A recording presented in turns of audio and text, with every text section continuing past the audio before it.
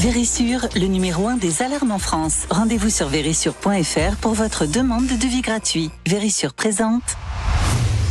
Sud Radio, parlons vrai chez Bourdin, 9h-10h, Jean-Jacques Bourdin. Il est 9h35, parlons situation internationale, et vous savez que j'adore ça, mais j'adore ça parce que les Français s'y intéressent de plus en plus, et je crois que les Français vont s'y intéresser de plus en plus. Pourquoi ? Parce que le monde bouge autour de nous de plus en plus, et qu'il faut bien savoir ce qui se passe, pour comprendre, pour essayer de comprendre, notamment la situation à l'Est, l'Ukraine, la Russie. Et nous avons deux invités ce matin, Yves Bourdillon, qui est journaliste au service international du quotidien Les Échos, chargé du Proche-Orient et de l'ex-URSS. Bonjour. Bonjour. Merci d'être avec nous. Et François Chauvency, qui est général, consultant géopolitique, rédacteur en chef de la revue Défense de l'IHEDN. Bonjour. Bonjour. Merci d'être avec nous tous les deux. Bien, regardons les derniers développements. Moi, je voudrais commencer avec ce rendez-vous donné comme chaque année, sauf que l'année dernière, il n'a pas eu lieu, par Vladimir Poutine.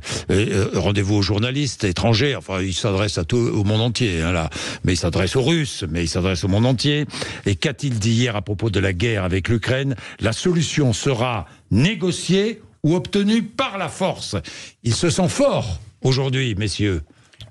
Oui, tout à fait. Qui commence ? Voilà. Allez, François Chauvency. Bon. Allez, oui, il se sent fort. Il se sent fort, mais il se sent fort depuis plusieurs mois.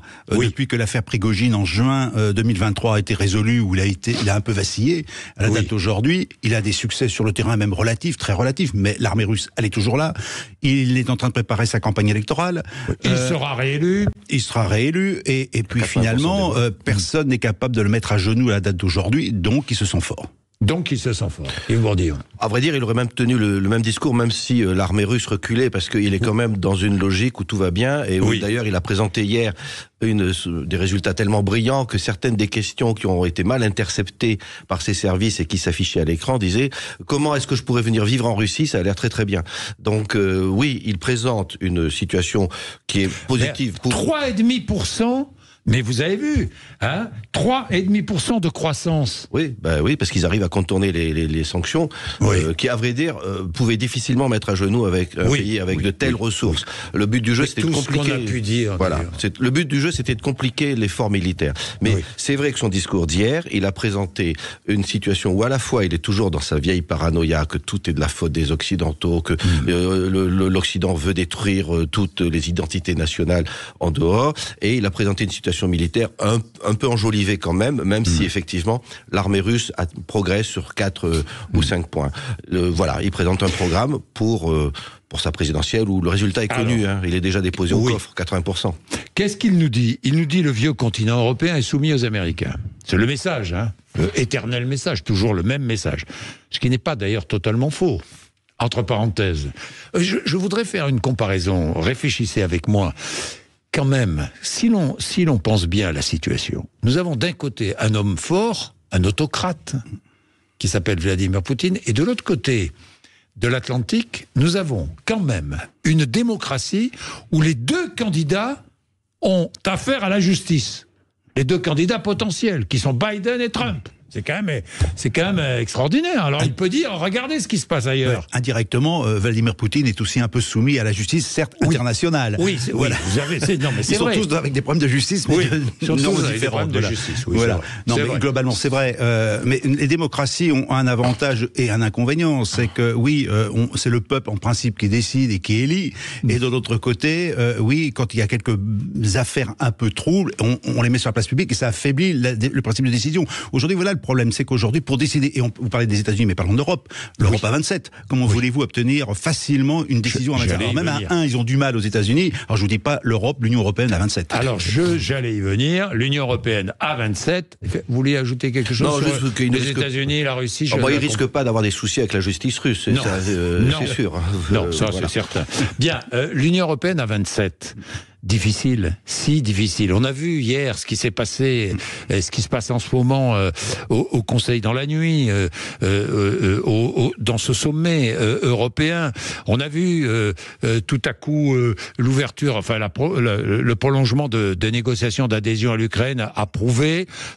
Orban a quitté la pièce discrètement au moment du vote pour s'abstenir.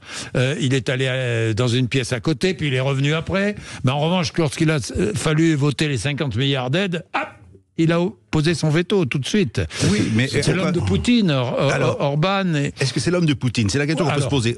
C'est pas très clair aujourd'hui, il faut le reconnaître. En revanche, qu'il se soit opposé aux 50 milliards qui vont être donnés sur 4 ans, 12 milliards et demi par an, à quoi doivent-ils servir? En principe, à éviter que l'État ukrainien s'effondre. N'oublions pas que c'est pas des questions militaires qui sont abordées, à ma connaissance. Ce n'est pas un budget militaire. C'est un budget pour éviter que l'État ukrainien s'effondre, vu la situation dans laquelle cet État est. Donc, la question est vraie. On ne sait pas très bien si effectivement Poutine est derrière Orban. C'est extrêmement difficile. Je pense quand même que Orban a des intérêts nationaux et qu'il les défend avec toutes les armes qu'il a à sa possession. Il a peut-être l'idée de reconquérir une partie du territoire ukrainien où il y a des Hongrois. Non, c'est difficile. Bon. En revanche, d'abord, il s'est abstenu alors qu'il aurait pu bloquer. Oui, mais il s'est abstenu parce qu'on lui a versé 10 milliards d'euros. Parce que l'Union européenne lui a versé 10 milliards d'euros. Ah, mais parce que c'est des deals. Donc, effectivement, le résultat politique, c'est quand même un gain pour l'Ukraine qui en avait besoin, d'autant plus que l'aide américaine est elle aussi en suspens. Mais on en reparlera en janvier. Tant l'aide européenne que l'aide américaine, c'est en janvier qu'il y a un deuxième round. Mais c'est vrai qu'Orban, qui aurait pu bloquer en échange de l'argent, c'est quand même tout ça, c'est des transactions, il a laissé passer. Et puis, il montre ensuite, en bloquant l'aide budgétaire, qu'il a encore un petit pouvoir de nuisance et qu'il va falloir être gentil avec lui.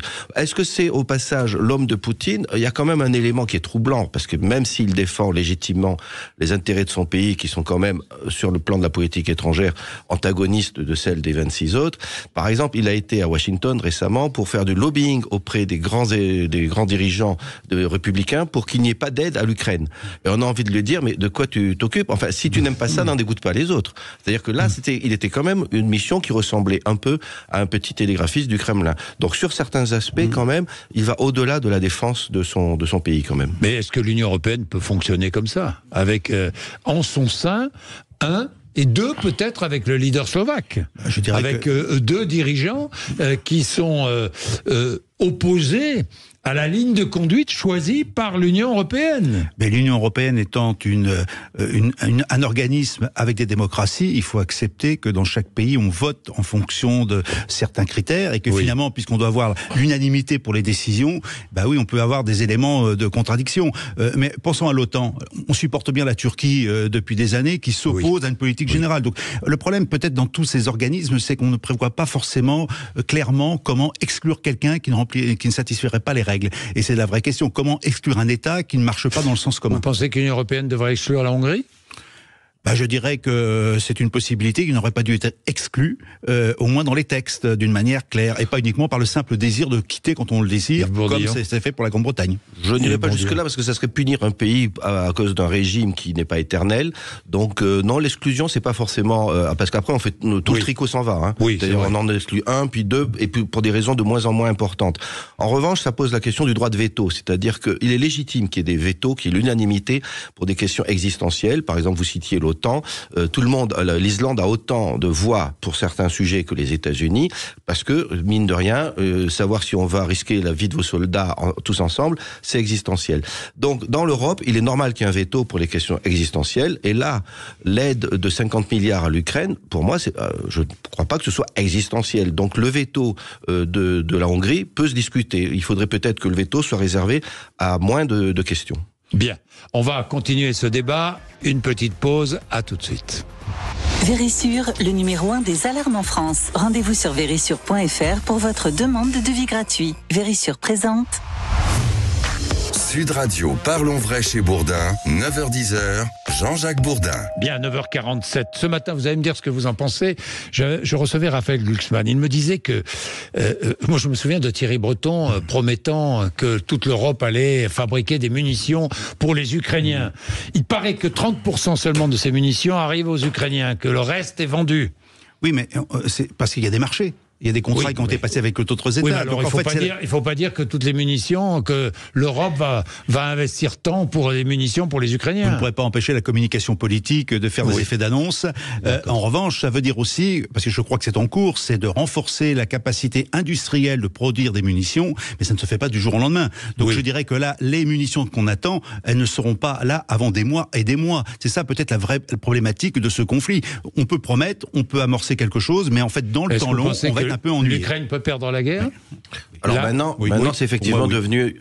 Alors, c'est une hypothèse qui semblait difficile à envisager, mais c'est vrai que depuis quelques semaines, comme l'armée russe avance et qu'il y a une pénurie de munitions, notamment, moi j'avais des contacts sur le front qui expliquaient qu'ils tiraient 2 obus de mortier par jour, là où ils en tiraient 20 ou 30 auparavant. Donc c'est une hypothèse crédible, très différente de celle de l'été dernier, à cause notamment sur les armements que vous venez d'évoquer.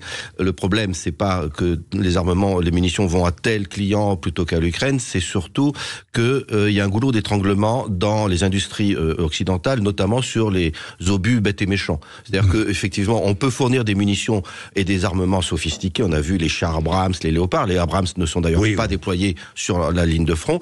Mais tous les systèmes Patriot ou autres antimissiles. J'ai vu que l'Allemagne avait fourni à l'Ukraine un système Patriot. Il y en a un nouveau qui vient d'être annoncé hier soir. En revanche, l'obus de 155 mm dotation OTAN, il en faut des centaines de milliers. Et là, on n'arrive pas à suivre la cadence nécessaire. Et c'est un des grands problèmes d'aujourd'hui. Alors pourquoi dites-vous que l'Ukraine peut perdre la guerre, là ? Moi, je ne prends que le terrain et ce qui remonte du terrain. Dès lors qu'il y a un problème de munitions, qu'il y a un problème de ressources humaines, il ne faut pas quand même évacuer cette problématique, parce que je ne crois pas qu'une guerre puisse être gagnée uniquement avec des équipements militaires. Elle peut être gagnée aussi avec les hommes qu'on met sur le terrain, qui sont quand même la matière première d'un conflit. Or aujourd'hui, même si on ne donne pas les chiffres, on sait qu'il y a des dizaines de milliers de morts du côté ukrainien, et que sur 1000 km de front, face à la pression russe qui... De ce côté-là, les Russes est capable de mettre des effectifs énormes sur le terrain. Donc, qu'est-ce qu'a dit Poutine hier ? En gros, qu'il y avait 600 000 hommes aujourd'hui en Ukraine. De l'autre côté, il n'y en a pas autant. Donc, il y a une vraie difficulté. Donc, pour moi, l'Ukraine peut perdre la guerre, simplement parce qu'elle ne va pas être capable de suivre dans la durée, d'abord en effectif, et puis bien sûr ce qu'on vient d'évoquer en termes d'équipement. Il faut que les deux aillent ensemble. Aujourd'hui, manifestement, de ce qu'on sait aujourd'hui, on voit mal comment l'Ukraine pourrait finalement ne pas perdre cette guerre, à la condition de définir ce que c'est que de perdre une guerre ou la gagner. Ne voyons pas que l'objectif politique, c'est ce qui conduit la guerre, et l'objectif politique ukrainien, c'est quoi ? Les frontières de 1991. Qui peut croire aujourd'hui que l'Ukraine soit en mesure de récupérer ses frontières de 1991 ? Ça veut dire quoi ? Ça veut dire que l'Ukraine pourrait négocier sur les nouvelles frontières ? Alors, je ne me mettrai pas à la place des Ukrainiens, ça lui me faire insulter, mais non, moi c'est normal, c'est eux qui font la guerre, c'est eux qui payent le prix du sang. Maintenant, effectivement, c'est plutôt une décision politique plus que militaire, mais le politique devra s'appuyer sur la situation militaire, que d'ailleurs, le général Zaloujny a bien évoqué il y a quelques semaines. D'ailleurs, il est très clair, Zaloujny. Il mécontente un peu Volodymyr Zelensky, le chef d'état-major de l'armée ukrainienne, mais il est très clair. Oui, mais il a besoin de munitions supplémentaires, et il l'a dit effectivement dans cette interview célèbre. Mais au passage, quand même, il y a un double souci, c'est que d'abord, l'idée que l'Ukraine puisse perdre la guerre, il faut voir aussi que ça correspond au narratif à la fois triomphaliste de Poutine, mais aussi un peu Zelensky a intérêt à dramatiser et à dire aux États-Unis, attention, si vous ne m'aidez pas, on risque de perdre. Et ça sera dramatique pour vous, parce qu'il ne faut pas non plus se raconter d'histoire. Le deal, on abandonne un peu des territoires et ensuite c'est la paix, est très illusoire. Poutine lui-même l'a redit hier. Lui, en fait, ce qu'il veut, c'est toute l'Ukraine. C'est une reddition totale, avec des conséquences majeures. Il veut une Ukraine neutre, dit-il. Avec beaucoup... Dénazifié, toujours le même discours. Dénazifié avec une Ukraine neutre. Avec des territoires annexés supplémentaires. Enfin, on n'arrête plus. Donc, le Kiev a intérêt à faire comprendre à ses alliés occidentaux que ce qui est en jeu, c'est beaucoup plus que de savoir s'il va abandonner la Crimée ou le Donbass. Les enjeux sont plus importants, et c'est là où ça se joue ou se perd dans les semaines qui viennent aux États-Unis, si Biden passe un deal avec le Sénat, avec les Républicains, pour débloquer cette aide cruciale de 60 milliards. Est-ce que vous pensez que les Américains continueront leur soutien ? Je vous dis ça parce que l'histoire nous a appris que les Américains abandonnaient souvent le terrain. Ils ont abandonné les Irakiens, ils ont abandonné les Afghans, ils ont abandonné les Kurdes et d'autres. C'est un risque, mais je ne crois pas que les Américains aujourd'hui ne cesseront leur aide. Ils vont trouver un arrangement, enfin je le pense, pour une raison très simple, c'est qu'il y a un principe qu'ils défendent à tout prix, c'est le respect des frontières, bien entendu, et le principe de non-agression, le refus de l'agression par un État. Donc je crois à partir des principes, je ne vois pas comment ils pourraient se désengager. Maintenant, à un moment donné, le problème se posera. En termes financiers, 60 milliards, ce n'est pas rien, sachant qu'en plus c'est une enveloppe qui touche beaucoup d'autres choses, et notamment le recomplètement de tous les équipements de l'armée américaine qui ont été donnés aux Ukrainiens, d'une valeur en cours de 18 milliards, en plus qui s'ajoute aux 60 milliards. Donc il y a aussi la capacité de demain pour l'armée américaine de se tenir un autre front, notamment en Asie. Donc tout ceci est quand même dans la balance. Oui, mais cela dit, alors les 60 milliards, c'est un chiffre énorme, mais rapporté au budget de 840 milliards du Pentagone, plus encore d'autres autre chose. En fait, ça représente 5%, sur 2 ans tout cela, ça représente 5% du budget du Pentagone. Tout ça pour aider un pays à détruire une grande partie de l'armée de l'ennemi depuis le début de la guerre froide. Donc, sur le plan budgétaire, c'est pas si énorme que ça. Tout ça sans risquer la vie d'un seul boys. Et puis, ce qui est en jeu aussi, c'est la crédibilité de l'OTAN. C'est-à-dire que si après avoir aidé l'Ukraine, à la limite, on aurait laissé tomber l'Ukraine, ça serait un autre scénario. Mais l'OTAN s'est mis à fond derrière l'Ukraine, sans risquer la vie de ses soldats. Et maintenant, s'il les laisse tomber, Poutine va se dire, eh ben finalement, l'article 5 de l'OTAN, enfin, l'alliance de l'OTAN, ça se dégonfle au moindre prétexte. Je vais peut-être pouvoir envahir un peu les Baltes ou la Pologne. En face, les États-Unis feront pas grand-chose. Donc il y a cet enjeu-là à Washington. Une partie de l'establishment militaire, sécuritaire américain en a conscience. Il n'y a pas que l'OTAN, puisque la première question qui a été posée aujourd'hui, c'était l'Union européenne. N'oublions pas l'article 42.7, qui est finalement l'article 5 de l'OTAN, qui permet aussi aux Européens de défendre un État membre. Et les États baltes et la Pologne sont des États membres. Mais la question est-ce que nous serions capables d'aller nous battre pour défendre ces pays? Et ça, c'est une vraie question. Envoyer des soldats et mourir, européens. Nous battre et mourir. Oui, et risquer de mourir. Oui. Aujourd'hui, j'en doute. Je vous le dis tout de suite, j'en doute. Il faut quand même savoir... D'ailleurs, c'est la faiblesse des Occidentaux, qui ne veulent plus perdre... qui n'acceptent plus de perdre un soldat. C'est vrai, mais d'un autre côté, je dirais entre guillemets, heureusement qu'on a des armées professionnelles qui permettent d'éviter d'avoir des cas de conscience dans une opinion publique, et ce qui nous permet de déployer des forces en Roumanie, françaises en particulier, mais pas uniquement, dans les États baltes, pour protéger l'espace aérien. C'est-à-dire que les forces françaises et européennes sont présentes, il n'y a pas que les Américains. Heureusement que nous avons une armée professionnelle, vous voulez dire, par là. Oui, mais l'Ukraine nous apprend qu'être capable de mobiliser des ressources supplémentaires ne serait pas inutile. L'armée professionnelle, on l'a vu en Ukraine, a été complètement laminée après 2 ans de guerre, et qu'aujourd'hui, la mobilisation est une nécessité pour remplacer les effectifs. Il y a un moment où l'armée professionnelle n'est plus assez nombreuse pour tenir une guerre longue. Et cette problématique sera soulevée un jour ou l'autre. Parce que l'Ukraine, c'est ce qu'elle nous apprend aujourd'hui. Quand je parlais tout à l'heure du problème des ressources humaines pour l'armée ukrainienne, elle a réussi à faire face, des ressources aussi d'ailleurs, par la mobilisation. Donc, et sinon aussi par une part de conscription. Et ce que nous on n'a plus. Un mot pour boucler la boucle. Orban, lui, se rêve en négociateur. Il rêve qu'on vienne à Budapest, que les Russes et les Ukrainiens se retrouvent à Budapest avec toutes les parties prenantes autour d'une table. Il peut rêver. Il serait le faiseur de paix. Il peut rêver, mais ça sera difficile, parce que pour être négociateur, il faut être accrédité par les 2 parties. Or là, les Ukrainiens vont pas le prendre comme un médiateur neutre. Donc en fait, le seul qui a réussi à s'imposer, parce que d'autres ont essayé, comme Israël, et qui maintenant a des relations épouvantables avec Poutine, parce que Poutine, dans son discours d'hier, il a quand même dit 2 ou 3 choses sur Israël, sur l'Arménie, etc., qui montrent que, d'ailleurs, c'est assez troublant, parce que c'était des alliés traditionnels. Mais le seul qui finalement s'est imposé, c'est la Turquie d'Erdogan. Parce que c'est eux qui ont négocié des échanges de prisonniers, des accords qui d'ailleurs ont finalement échoué sur les céréales. Donc non, ça ne sera pas Orban le médiateur. Bien, merci messieurs. Merci, passionnante réflexion autour de ce qui se passe, et on va continuer à s'y intéresser évidemment. Merci beaucoup, il est 9h56. Dans un instant, Sud Radio Média, Valérie Expert, Gilles Gansman reçoivent l'animateur et producteur Thierry Ardisson.